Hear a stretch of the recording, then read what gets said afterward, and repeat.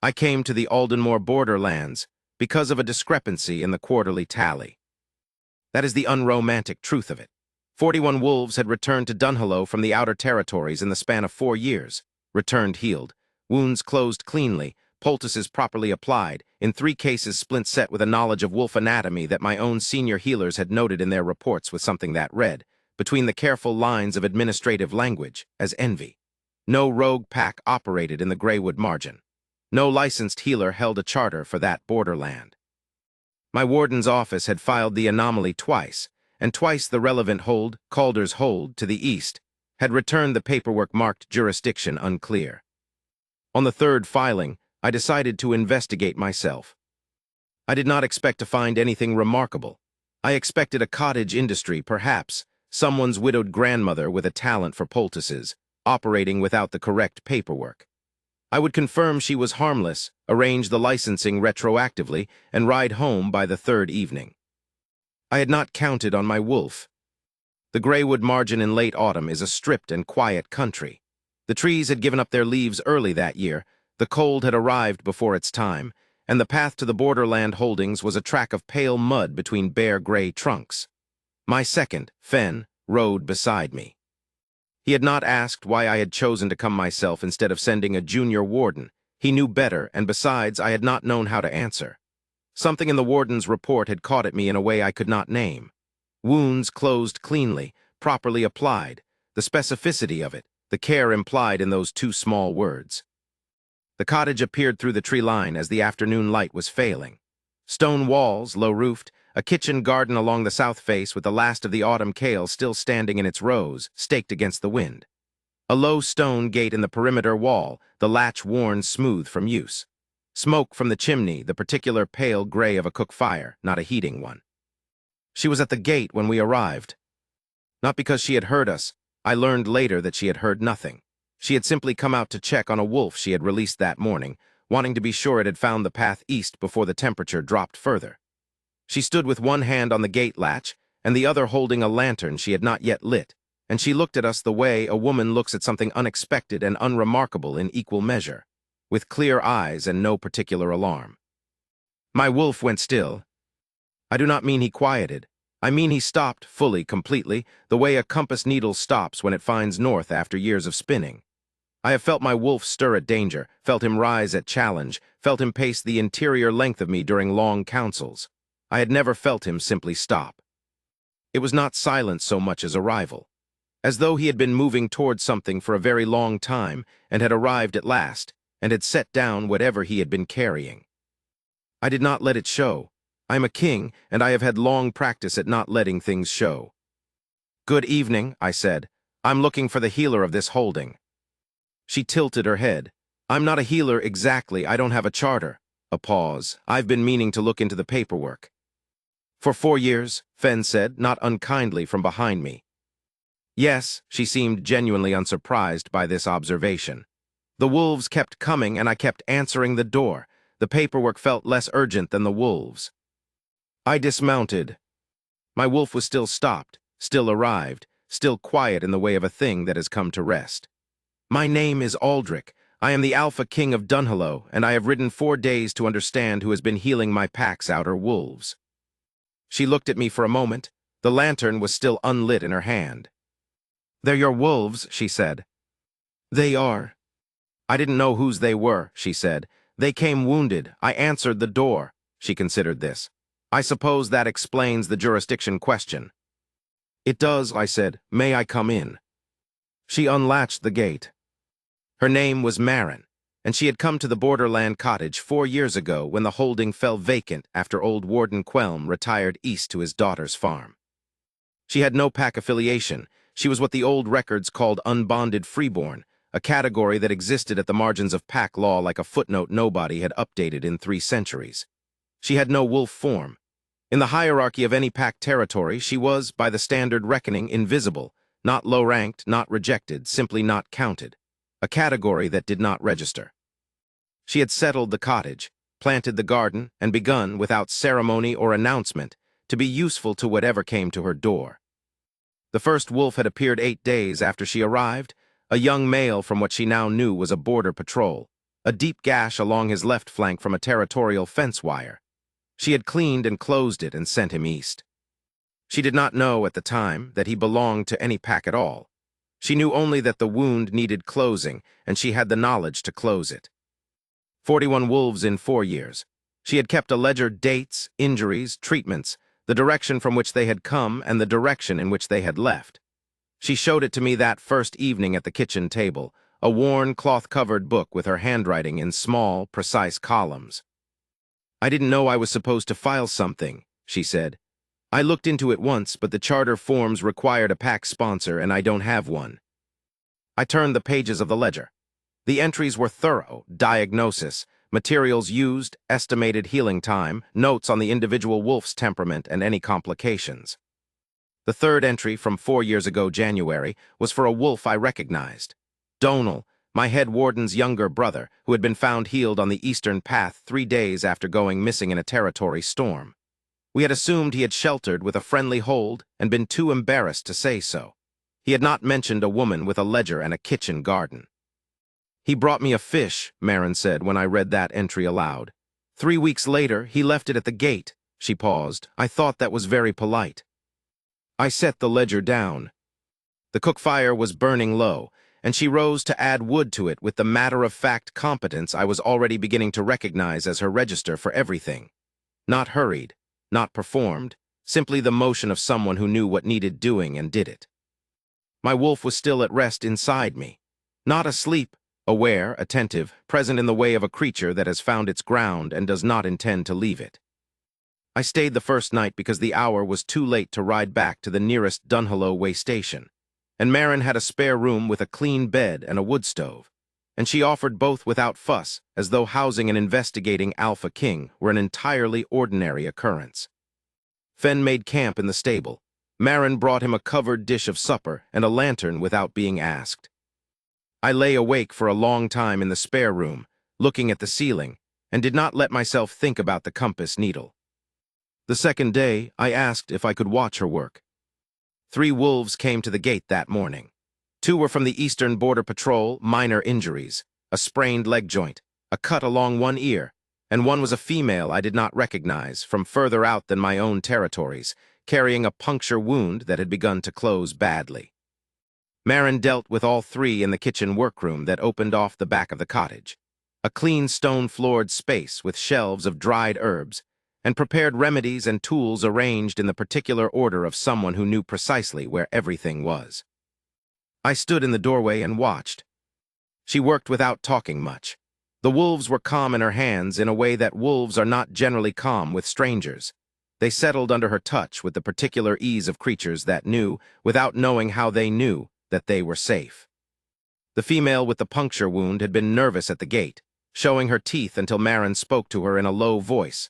Not commands, not reassurances exactly, simply words, steady and unhurried, the way you might talk to someone you were not afraid of and did not wish to alarm.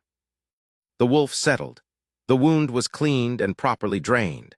Marin packed it with a preparation she had made herself and explained, without looking up, that it would need to be cleaned again in 3 days, and that the wolf should not run hard until the packing came out, and that she would know if it had by the tightening she would feel along her ribs on the right side.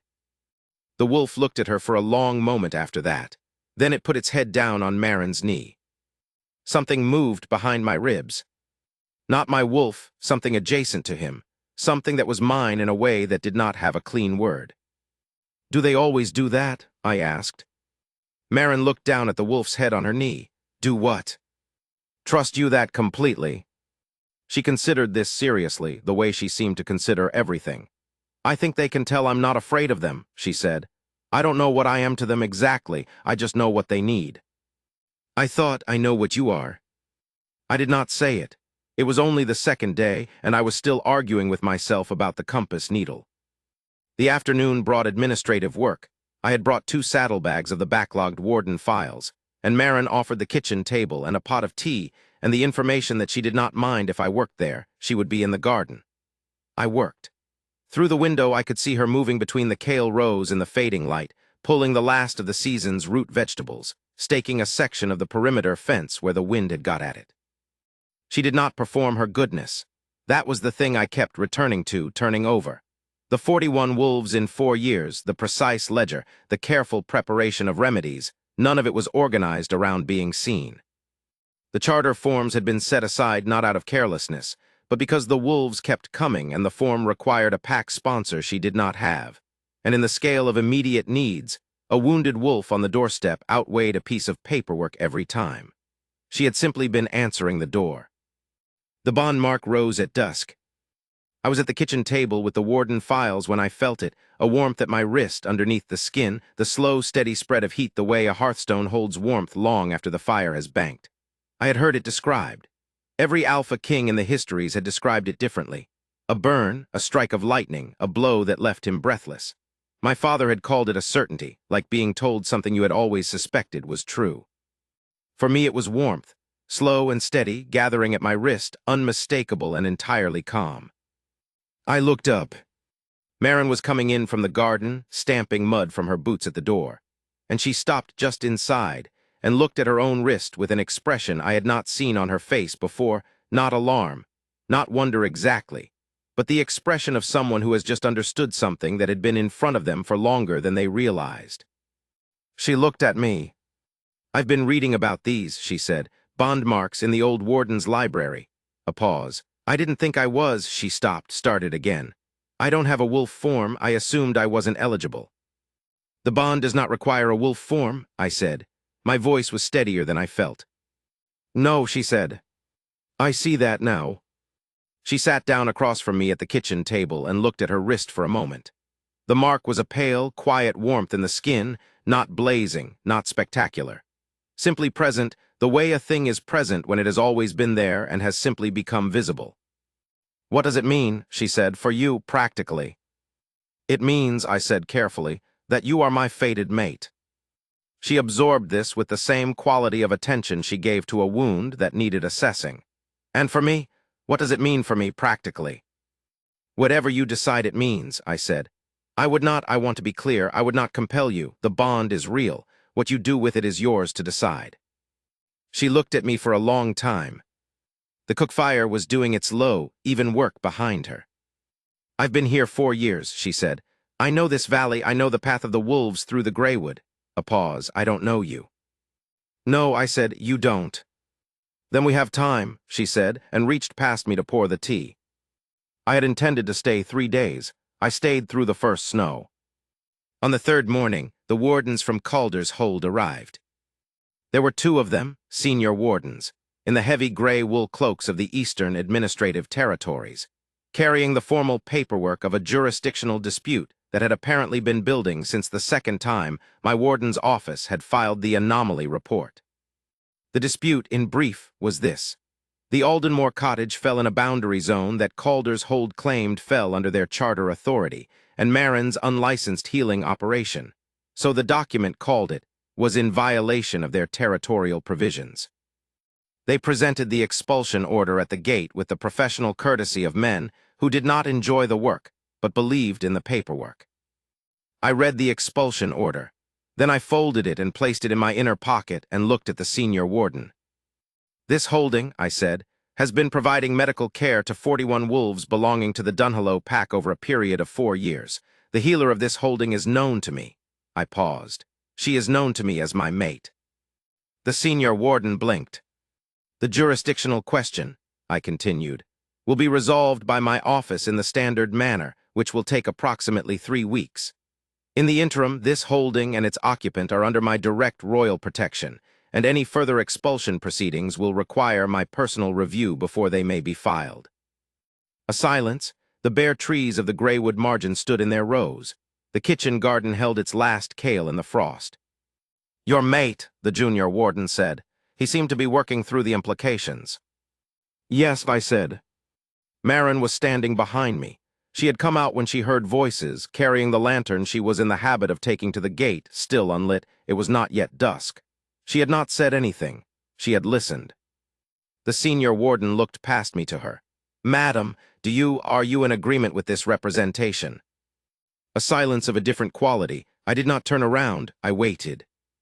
"Yes," Marin said. One word, plain and unhurried, the way she said most things. The wardens left. The expulsion order remained in my inner pocket. Fenn, who had observed all of this from the stable doorway with the expression of a man who had not expected his administrative escort assignment to develop this particular dimension, came forward and took the horses. I turned around. Marin was looking at me with the clear, assessing expression I had come to know in 3 days, the look of someone taking accurate stock of what was in front of them. "I meant it," I said. "I would not have said it if you had given me any sign you didn't." "I know," she said. "I said yes." "You did." She looked at the gate, at the path where the wardens had gone. "Will the paperwork be complicated?" "Somewhat. The jurisdiction question genuinely is unclear, and Calder's hold is not wrong that the boundary documentation is outdated. But it will resolve." She nodded. "And the wolves, the outer patrol routes?" "Those are mine to sort," I said. "And I will, but yes, the wolves will still come." "Good," she said, and unlatched the gate to go back inside. I did not stay through the winter without returning to Dunhollow. There was a kingdom to administer, a warden's office that required direction, a council that had been operating, with some alarm, on the information that their Alpha King had ridden to the Aldenmore borderlands to investigate a healer and had not specified a return date. I rode back in the second week. I settled the jurisdiction question. It took not 3 weeks but 5, because jurisdictional disputes in boundary zones always take longer than anyone estimates, and because the Calders hold warden's office had more documentation on the matter than my office had realized. But I settled it. The charter for the Aldenmore cottage was filed under Dunhollow's direct authority. The licensing for a borderland healing operation was drawn up and properly executed, and sent to Marin with a note that the paperwork she had been meaning to look into was now complete. She sent back a letter thanking me, and noting that 3 new wolves had come to the gate in my absence. One with a shoulder injury she thought my senior healer might want to know about in case it indicated a wider strain among the Northern Patrol. I showed the letter to my senior healer. He read it twice, and then looked at me with an expression that contained several things he was too professional to say. I rode back to the Aldenmore borderlands as soon as the council could spare me, which was sooner than they had expected, because I told them clearly that it was necessary. Marin had put up the preserves by then. The kale had come in for the last of the season. The spare room had a new quilt on the bed that she had made, she said, because the old one was getting thin at the corners and she had had wool to spare, and the fact that it was the spare room, my room, when I was there was mentioned without emphasis, in the same tone with which she mentioned that the wolf with the shoulder injury had healed cleanly, and the concern had not spread to the broader patrol. I helped her stake the garden for winter. She explained while we worked the particular strategy of the Kale Rose and why the south-facing orientation of the cottage was its best feature, and how the low stone wall caught the afternoon warmth in a way that extended the growing season by nearly 3 weeks in a good year. I listened, and I thought, this is someone who has learned a place by heart, not because she was assigned to it, because she chose it and stayed. My wolf had been at rest since the first evening at the gate. He did not pace, he did not surge. He was simply there in the settled way of a creature that has come home. In the evenings, we worked at the kitchen table. She had begun, in my absence, to map the patrol routes of the wolves who came to her gate, not in any official capacity, simply because she found it useful to understand their patterns. The map was drawn in her small, precise hand on a large piece of waxing paper, pinned to the kitchen wall. I added information where I had it, the way station locations, the official patrol schedules, and she added what she knew. Where the wolves actually moved versus where the official routes said they should, the informal paths that had developed over years outside the charted territory. "This gap," she said one evening, pointing to an area in the eastern Greywood margin. 3 of the wolves who came to me came from that direction, and all 3 had similar injuries. A wire fence, I think. An old one, probably from before the Greywood was designated a boundary zone. It should be found and removed. I looked at the map. The gap she was pointing to was in a section of territory that had not been formally surveyed in 11 years. "I'll send a survey team." "I thought you might," she said, and went back to her ledger. She was not performing her competence for me. She had simply been doing what she did, attending to what was in front of her, accumulating careful knowledge, answering the door, and the fact that I was now present to see it changed nothing about its quality or its substance. She had been this person for 4 years in an empty borderland cottage. She would be this person if I left and did not come back. That was when I understood it fully. The bond mark was real, and I had known what it meant from the moment it had risen at my wrist. But the understanding that arrived on that autumn evening, with the map on the wall and the ledger open between us, was different and deeper. It was not destiny speaking, or not only destiny. It was recognition. The recognition of a quality that had been present, patient, and unannounced in the world for 4 years, doing its work without witness, without rank, without any administrative category to give it a name. 41 wolves, precise columns, a map made from curiosity and care. A woman who answered the door because the door was being knocked at. I had spent 11 years as Alpha King. I had reviewed more administrative reports than I could count, attended more councils, made more decisions about the management of a territory and a people than I could hold in memory all at once. I had, in all of that, occasionally wondered what it would mean to have a mate, not in the sentimental sense, but in the practical one. What it would mean to have someone at my side who understood the work of a kingdom from the inside, who could look at a patrol map and see what was missing, who would send a note about a wolf's shoulder injury because the information was useful and it should be known. I had not expected to find her in a ledger and a kitchen garden, at the end of a pale mud path through bare autumn trees. "Marin," I said. She looked up from the ledger. "I want to ask you something, not about the wolves, not about the paperwork, about whether you would be willing to come to Dunhollow, not immediately, not before you're ready, but eventually. Whether the idea is something I stopped. I realized, not managing this particularly well. I tried again. I would like you to be with me, not as an obligation of the bond, as a choice." She was quiet for a moment. The fire did its steady work. "I've thought about it," she said. And I think the cottage should probably stay in use," she said. "The outer wolves need somewhere to come.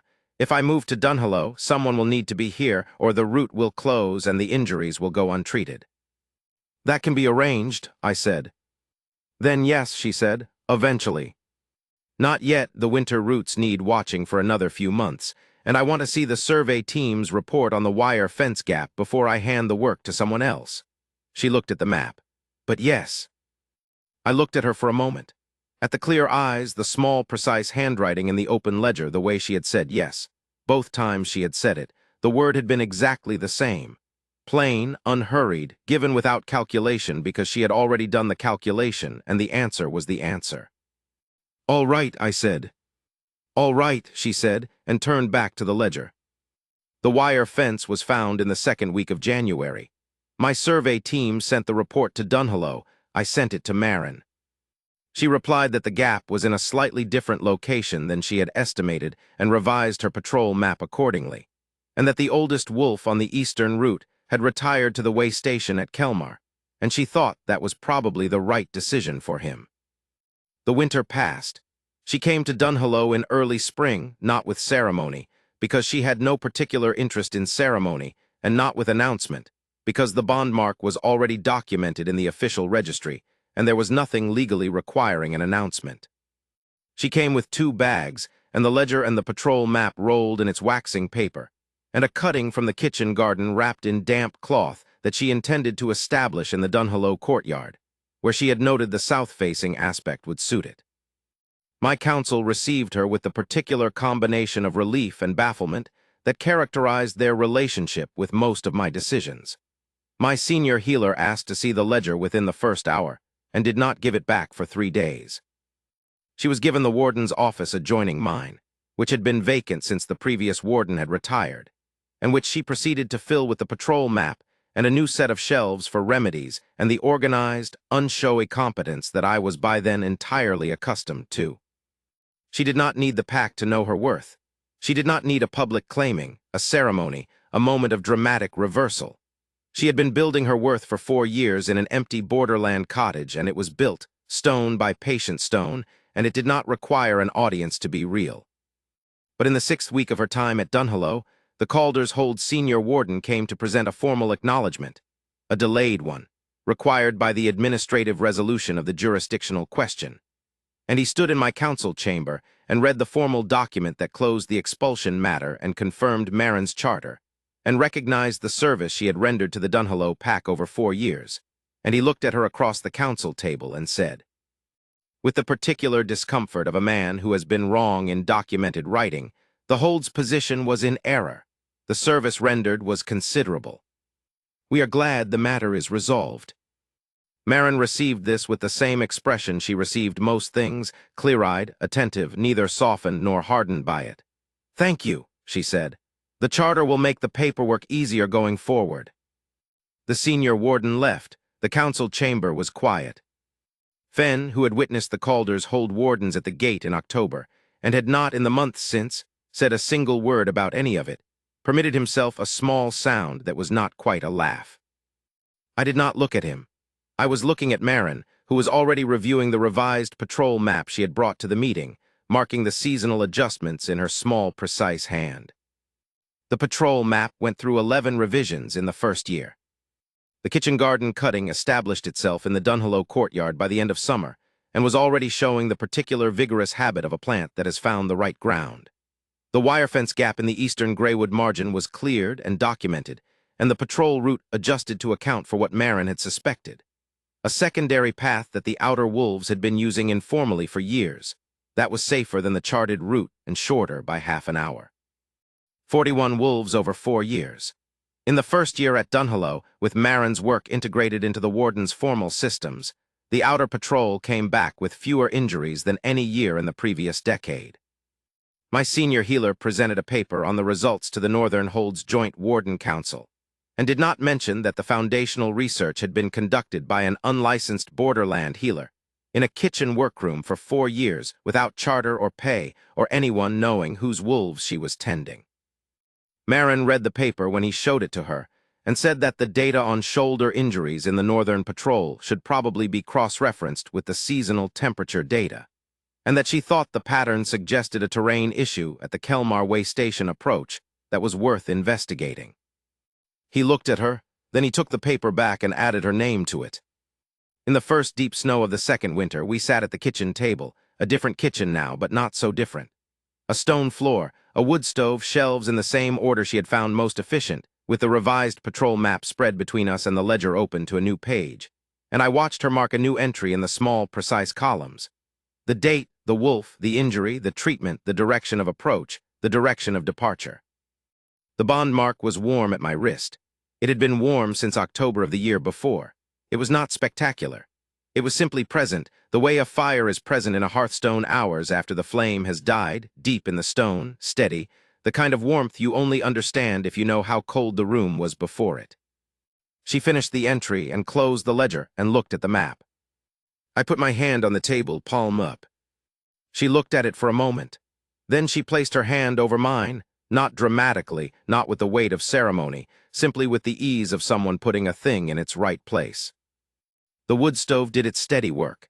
Outside, the first snow of winter was coming down through the bare trees of the Dunhallow courtyard, covering the kitchen garden cutting in its careful covering of white.